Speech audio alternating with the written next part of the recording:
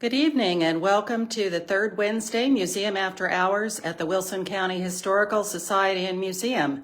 Tonight we're going to be talking about millinery shops and milliners in early Fredonia. Welcome, I'm Leanne Giffens, a volunteer here at the museum. And for those of you that may not be familiar with the term millinery and milliners, milliners were generally women who made hats. And this was back in the day when hats had definitely a social function, made a fashion statement, and were much more than today when women might wear a ball cap to advertise a favorite sports team or to camouflage a bad hair day. This was back in the day where the hat was worn every day when you stepped outside of your house, and you definitely tried to keep up with the current fashion and trends. So back in 1910, the Fredonia Herald newspaper published a lengthy article, a lengthy edition, highlighting the notable Fredonia industry, people, institutions, and organizations. And one of the individuals highlighted and businesses highlighted in that edition was Estelle Steinmetz. And she was a very prominent, and accomplished milliner here in Fredonia. But she was by no means the first or the only. In doing my research with the old newspapers, the first account that I read of a milliner here in town was in 1873 in the Wilson County Citizen, September 12, 1873, and this was the statement. Mr. Levi Seiler has moved from his place on the southeast corner of the square to a residence in the western part of town to make room for a millinery firm from Humboldt that proposes using the building vacated after it has undergone suitable changes as a millinery shop.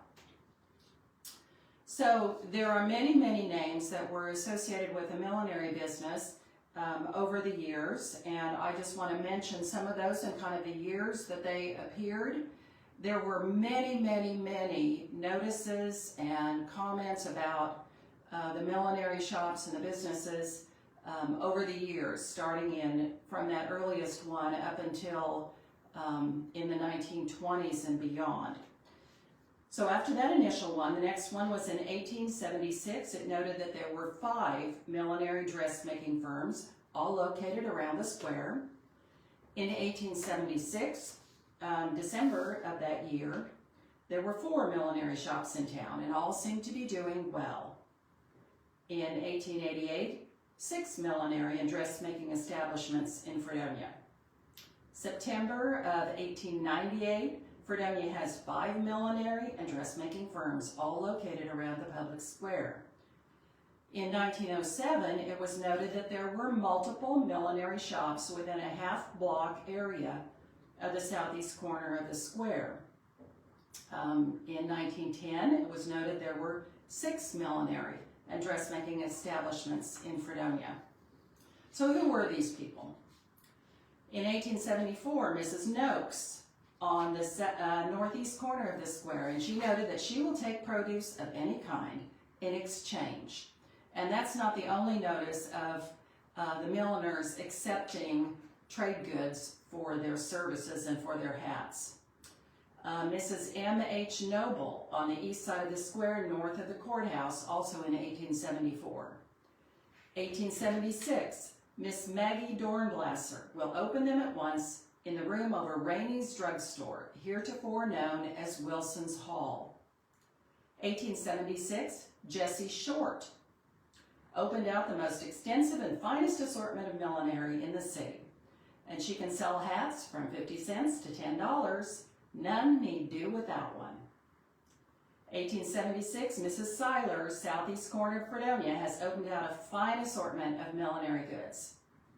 1877, Mrs. Hubble and Mrs. Condit noticed that this was a period of time when women didn't seem to always have a first name.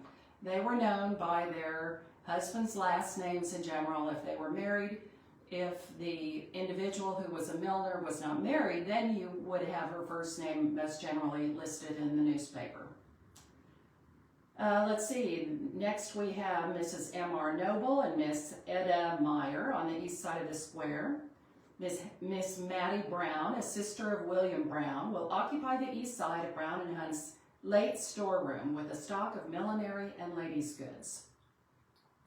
1878, Mrs. Bivens has received a new stock of millinery goods that she is willing to sell very low. 1879, Mrs. J. Short has sold her millinery stock to Mrs. Gwynn. 1879, millinery goods for the rich and the poor at Mrs. Pound and Heights. Now that's one of the few cases where they really seem to be marketing their hats for those that perhaps could not afford the high-priced hats. 1880, Mrs. J.R. Pound will use the upper story of her husband's new brick business house for a millinery shop. I think it's worth noting that this was a period of time where a woman could not get a bank loan without her husband's signature. So I'm not sure exactly how the single women managed to operate their business. Surely they must have had some father or brother or somebody supporting financially at least the beginning of their business. 1880. Mrs. Holt of Hillsborough, Illinois was in Fredonia a day or two this week looking up a location for a millinery and dressmaking establishment. She rented the building on the west side of the square, just vacated by J.W. Paulin, and has gone after her goods. So this was not unusual, apparently, that women from outside the area saw this as a growing market for their goods and would actively seek out this town. 1882, a new name comes on the scene. Mrs. A.W. Howe has sold out her interest to Mrs. H.A. Johnson, but Mrs. Howe will still remain in charge. Now this next one is kind of interesting because it refers to the price of the building. This is 1883. Jonathan S. Hubble has purchased the store building on the west side of the square owned by H.M. Bosner and at present occupied by Hyler and Wilson, together with the lot upon which the building is situated, and will have the room fitted up for a millinery store for Mrs. L.A. Hubble, his mother. The building cost him $400 and the lot $650. They constitute a cheap piece of property. Indeed. 1885, for bargains in millinery, call at Madame Thompson and Crawford's new music store, East Side Square. So that's kind of an interesting combo there, selling musical instruments, as well as having a millinery department. 1885, Mrs. Ella R. Thompson and Mrs. M.C. Crawford. 1886, new millinery, Mrs. W.B. Hess has just received 100 new hats. So this was really a going concern. Remember that this was a period of time where women were expected to get a new hat, certainly at every season, and perhaps for some of them, more wealthy ones, about every month. 1887, millinery at a sacrifice. I am closing out the entire stock of millinery notions at Mrs. A. Ritchie's old stand at greatly reduced prices. Mrs. D. H. Abbott, there's a new name. 1887, we are introduced to Helen Meacham and Mrs. Schlegel, and Mrs. L.D. Troxel is another new name. Also in 1887, we have this notation. The oldest building on the square is the one-story one on the south side of the square, now occupied by Madams Howe and Thompson as a millinery store. It was erected in 1869 by Fred Schmelzer. So that was just 1 year, it was erected just 1 year after Fredonia became a town. 1888, Miss Jenny Wright from Northern Illinois has rented the Ritchie Rooms on Ohio Street. Also in 88, Mrs. T. M. Harris will open a millinery and dressmaking establishment. The West Side Millinery House of Mrs. A. W. Howe is mentioned. Mrs. T. J. Plumley has gone to New York to buy a fall stock of millinery and ladies' furnishing goods. Now, notice that in my counting of these, I'm not necessarily noting when all of these closed, because I've gone through quite a list of names and they were not all open As I noted early, there might have been maybe 6 at one time. So some of these really came and went. 1888, Mrs. Hubble is closing out her stock of millinery, preparatory to moving to Clio, Michigan. Then in 1891, business chance. Owing to continued ill health, I desire to sell my stock of millinery and notions, together with showcases and other fixtures. If sold soon, can be had at a bargain. From and after this date, all goods will be sold at 20% discount. Butter, eggs, fruit, poultry, etc. taken in exchange. This is Mrs. A.W. Howe. 5 years later, in 1896, Mrs. Gus Lowther has purchased Maggie Dornblosser's millinery stock. 1897, Zoe McKinney opens a millinery business. 1898, Mrs. E.G. Hunt bought Mrs. Lowther's millinery stock. 1900, Miss Mamie Baird comes to town. 1906, Mrs. A.L. Mosby opens a millinery store 3 doors west of the Opera Block. 1907, the Bon Ton Millinery will move to the Hamilton Block this week, the south side of the square. 1908, new millinery store. Miss Anna Bale and Miss Eunice Ellis open up in the brick building just south of Paulin's dry goods stores. And it goes on and on and on with names. Mrs. Caddy Akers, Miss Nellie Harshfield, Brown Millinery Store, Howe and Bailey, Love Millinery Company. We're up to now 1914, Millinery Parlors of Howe and Shea on the west side of the square, upstairs in the Butin building. 1914, Mrs. R.J. Shippey has moved her store and is now located above the McKee Stevens Jewelry Store. 1915, Mrs. N. Merriman Smith. 1916, the White Way Millinery Parlors, run by Rosella Black. And that was, I believe, above the White Way movie theater. 1918, announcing a change in ownership of the millinery, formerly known as the Shippey Millinery. The Style Tex Millinery is the name of the new store, run by Jessie Montgomery. Well, then the Style Tex moves to the west side of the square. And in 1919, the White Way Millinery moves. 1922, Poole's store purchased Roselle Black's millinery business. And it just goes on and on and on. Now, we can make some generalizations about from some of the research. And what we've seen is that these independent millinery stores move frequently. They opened and closed and reopened. They would buy out each other's inventory and reopen. Some closed due to relocating to another community, and that was announced in the newspaper. Some closed due to illness. Some sold the business for the variety of reasons that businesses sell and close now. There was a notable exception, and this is the only account that I've come across this was first noted in August 12, 1910. A new millinery store. A new and up-to-date millinery store will be opened up the 1st of September to the Lee Building on the northeast corner of the square. The ladies are from Kansas City and expect to put in a large stock of goods. They are now in Kansas City and St. Louis buying their hats. They will have a trimmer from St. Louis. This was August of 1910. Also, a couple of weeks later in 1910, Miss Addie Galt of Kansas City has opened up a new millinery store in the Lee Building on the northeast corner of the square. Then from August of 1910 to October of 1911, when we have a sheriff's sale notice. So evidently all the others who were not successful managed to sell their goods or disband their business without it going to a sheriff's sale. But this particular business seemed to be kind of a flash in the pan.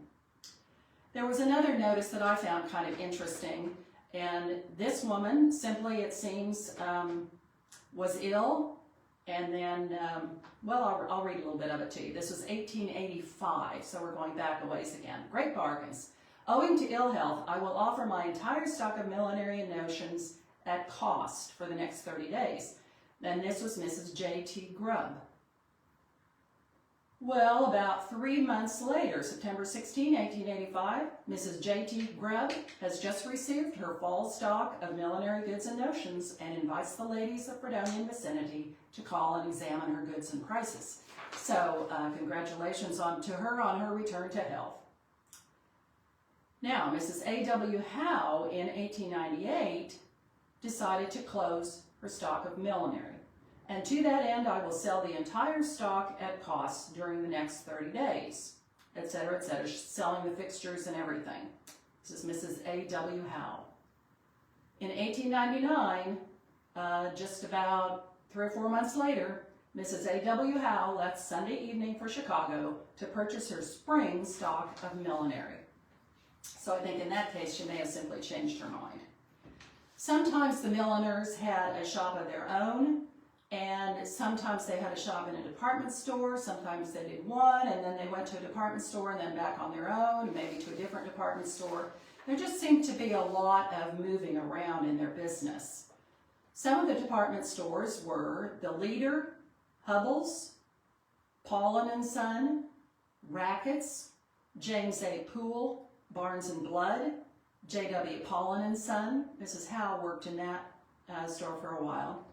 Now, what I've mentioned so far has all been Fredonia, and I would be remiss if I didn't mention that all the other communities in Wilson County also had milliners, and they were mentioned in the newspapers. So New Albany certainly had a milliner.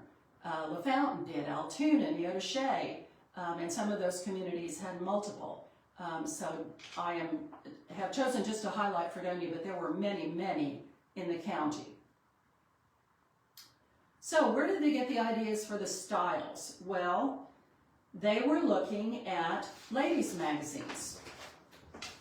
Just like people today, now they go to the internet or other social media or media to find out the latest styles. Well, this was the media of the day. This was one of the ladies' magazines, the Delineator. This one is dated 1912. And we see large display ads like this that show not just the hat styles, but also the dress styles.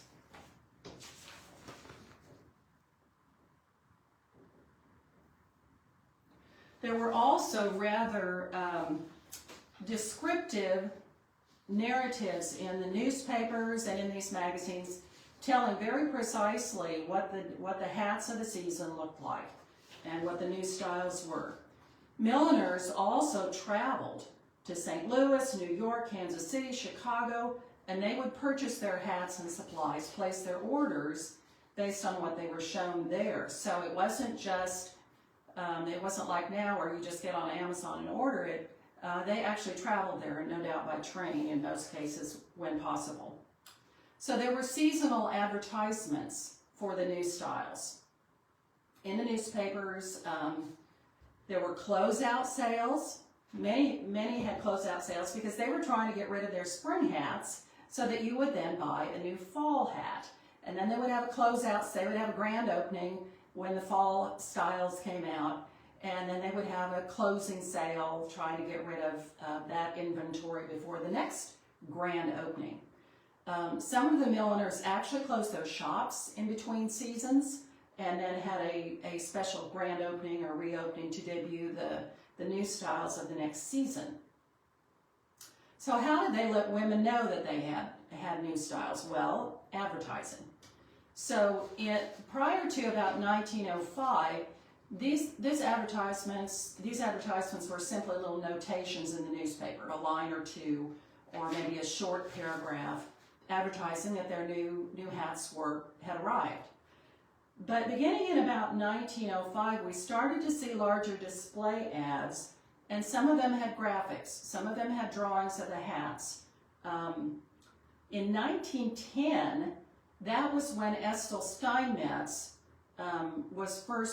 came on the scene, opened her shop here. She moved from Cherryville, where she had a shop, and she likely arrived to Fredonia with more capital to start her business here, because she very frequently placed large display ads, larger than the other shops, and most had illustrations of the current fashions and hats.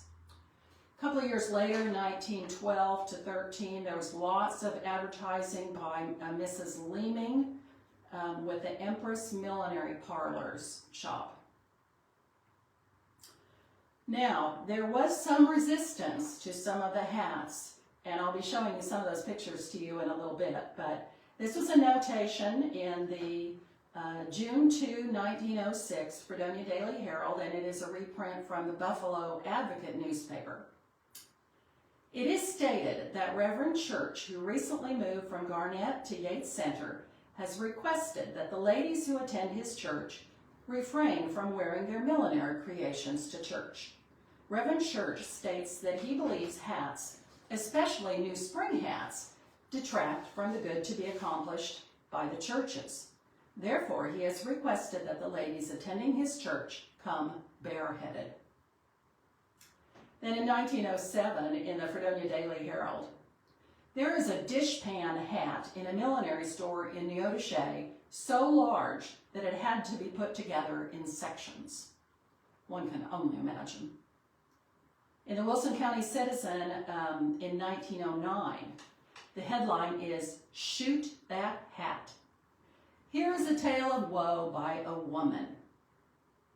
Men will echo it. Last Sunday, in one of our big churches, I sat 3 rows back of one of those modern monstrosities. I could see neither over it or around it. The people in front of me were dodging that hat throughout the service. I dodged it, and so must have those who sat behind me. Spiritually, I derived very little benefit from the service. At lectures, concerts, ball games, and places excepting theaters, it is the same.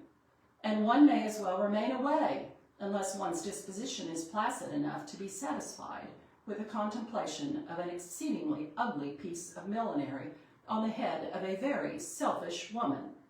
I am a woman and very much ashamed of my sex. Surely all suffer, and it is time the cry of protest should go forth.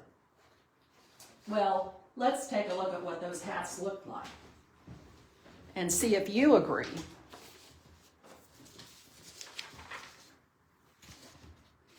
So this is an image, advertising image from 1899. From 1905, that is quite a large hat. This one is 1905. 1906, that woman doesn't look too happy with her hat. 1906. Also 1906. This is from Pollen's department store. 1906 from Mrs. Mosby. 1909, look at the size of that hat. Let's see, this is 1910. Also 1910. That is about 4 times bigger than her head. 1911. That one looks rather like a bucket. Also 1911. 1911, here's an Easter hat. Leeming's Easter Millinery opening. Here we have the fall hats being advertised, 1911. 1912, this was a style of hat or a brand of hat called a Regina hat. 1912, also a Regina hat. This is Estill Steinmetz, and it does look remarkably similar to the hat that we have here, which is an original Estill Steinmetz hat. Now this is 1919, and the hats appear to be a little bit smaller, but still larger than I would choose to wear. There is another interesting quote from the newspaper. This is from 1911. And it says, "It requires a mighty good-looking woman to be able to wear some of this year's millinery without it making her look ridiculous." It's hard to argue with that. So how much do these hats cost? Well, some of the prices were posted in the advertisements and the notations. In 1902, the prices ranged from about 25 cents to maybe $1.25, $2.50 for the higher priced hats. By 1909, they were advertised as anywhere from maybe $7 to $14.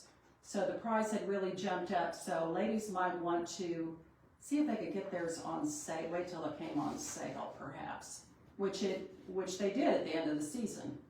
Of course, you know, why would you want to wear last season's hat that you got on sale? 1923, you will find some bargains in hats from $6.50 to $7 at $2.98. So that was deeply discounted. Some of those, the highest priced one had originally been listed at $13.50. Which leads me to this rather tongue-in-cheek account in the newspaper. And this is from 1907 from the Fredonia Daily Herald. Many of the husbands have sworn off smoking for the next few weeks, economizing to meet the fall millinery bill. Well, there was some economizing that happened in many homes by women who were purchasing ribbons and other items separately so they could redo their own hats at home and attempt to bring them up to the newest style in a more economical way. In 1921, Farm Bureau introduced millinery classes in the surrounding communities, and those were very popular and they continued for several years. There's a notation of one being held at the Thornburg School, one at Benedict, one at Middletown. So I think there was quite a lot of interest in maybe not only the economizing factor of it, but also in the creative nature of it. So let's highlight a little bit more now Estill Steinmetz. So in the Fredonia Daily Herald article edition that I mentioned, she got quite a nice article, and it really tells a lot about, I think, about how women thought about this element of their wardrobe. New millinery store. Miss F. Estill Steinmetz of Cherryvale is moving her fixtures here, preparatory to opening a millinery store by February 1st in the same building with Bogan's new novelty. Ms. Steinmetz is a milliner of 15 years' experience and is able to meet the demands of the ladies of Fredonia. So here we have the full article. One of the popular institutions of Fredonia, certainly the most popular with the ladies of the city, is the hat shop of Miss F. Estill Steinmetz on West Madison Street. The women of the city are proud of this store because it is so thoroughly progressive and up to date, and because they feel that they can get here at a reasonable price, goods in every way equal to those offered in large emporiums of fashion in the big cities. It is all to due to Miss Steinmetz's supreme and exceptional fitness to meet the demands of the business in this city. This fitness may be in some part a training of years, but it is to a considerable extent a natural taste for the best and the beautiful, such as cannot ordinarily be bought, but comes very often by birth. Miss Steinmetz's store was opened in February of the present year, and since that time, she has developed a trade that is something remarkable. She has won the favor of the ladies because they have come to admire and respect her judgment in affairs which pertain to their wear. She keeps millinery and trimmed goods in rich quality and splendid variety, and her stock is of such a character as to delight the eye and win the judgment. Before coming here, she was in Cherryvale for some time, and previous to that time had been in business in Hamburg, Iowa, which state was that of her nativity. Before beginning her career as a milliner and women's outfitter, she took a business course in a commercial school. So that might help to explain her knowledge of advertising and the power of that. She was with her sister for 8 years and then undertook the business for herself. The facts that she knows how and that she is not afraid to work and that she has the faculty of making herself agreeable to women have made for her success. Estill Steinmetz was born in Iowa, October 10, 1878, and she died in Seattle, Washington in 1952. And I found a picture of her burial urn that is in Washington State. So we have in our collection many, many hats of all vintages, some from the 1950s, some from the 1960s, and much, much earlier. This is the only Estill Steinmetz hat that we know that we have. It is labeled on the crown. On the inside, it does have her logo. So thanks for listening, and I hope you'll join us again next time. Good night.